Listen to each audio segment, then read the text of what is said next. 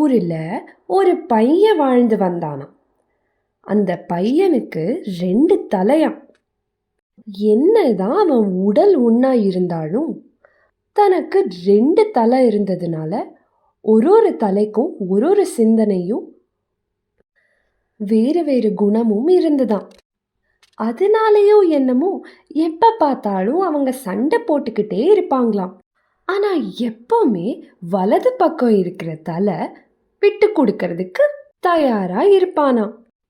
ஆனால் இடது பக்க தலை ரொம்பவே ஆணவமாக இருக்குமா, யார் சொல்கிறதையும் கேட்காதான்.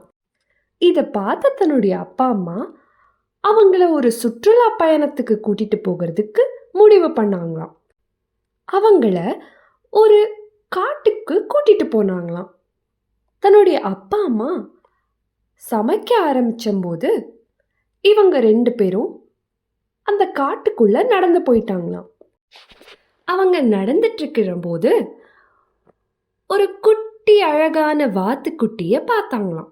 இதை பார்த்த இடது பக்கக்காரன் அதை தூக்கி, நீ ரொம்ப அழகா இருக்க, உன்னை சாப்பிட்டா இன்னும் ருசியா இருக்கும் அப்படின்னு சொன்னானா.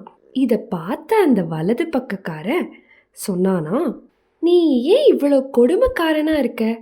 அது ஒரு குட்டி வாத்து, அது தன்னுடைய அம்மாவை பிரிஞ்சு வழி தவறி எங்கேயோ போயிடுச்சு. அதை தன்னுடைய அம்மா கிட்ட கொண்டு சேர்க்கறதுக்கு நாம தான் உதவி பண்ணணும். ஆனால் வலது பக்க தலை சொல்லிச்சான், நான் எதையும் கேட்க மாட்டேன், எனக்கு இந்த வாத்தை சாப்பிட்டே ஆகணும். இதை கேட்ட வலது பக்க தலை சொல்லிச்சான், நம்ம 2 பேருக்கும் ஒரே வயிறு தான் இருக்கு, அதனால நீ சாப்பிட்டனா அது எனக்கும் வந்து சேரும். இந்த மாதிரி அவங்க 2 பேரும் சண்டை போட்டுக்கிட்டே தன்னுடைய அப்பா அம்மா கிட்ட வந்துட்டாங்களாம். இதை பார்த்த வலது பக்க தலைக்கு தன்னுடைய இடது பக்க தலைக்கு ஒரு பாடத்தை கற்பிக்கணும்னு முடிவு பண்ணானாம். வலது பக்க தலை சொல்லிச்சான், உனக்கு வாத்தை சாப்பிட்ற மாதிரி எனக்கும் ஏதாவது ஒன்று சாப்பிடணும், அதை நம்ம கண்டுபிடிச்சிட்டு அதுக்கப்புறமா அப்பா அம்மா கிட்ட போகலான்னு சொன்னானாம். அந்த வலதுக்கார தலை ஒரு செடியை பார்த்து அந்த செடியில் இருக்கிற பழத்தை பிச்சுதான்.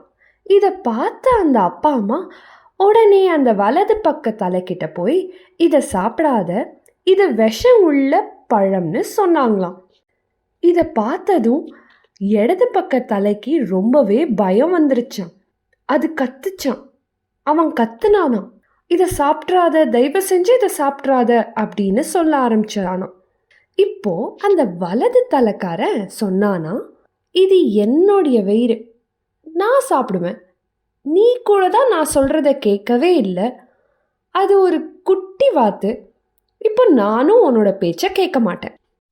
இதை கேட்டதும் இடது தலை சொல்லிச்சான், தயவு செஞ்சு அதை சாப்பிடாத, நான் அந்த குட்டி வாத்தை சாப்பிட மாட்டேன், அதோடைய அம்மா கிட்ட சேர்க்கறதுக்கு உதவி செய்கிறேன் அப்படின்னு சொல்லிச்சான்.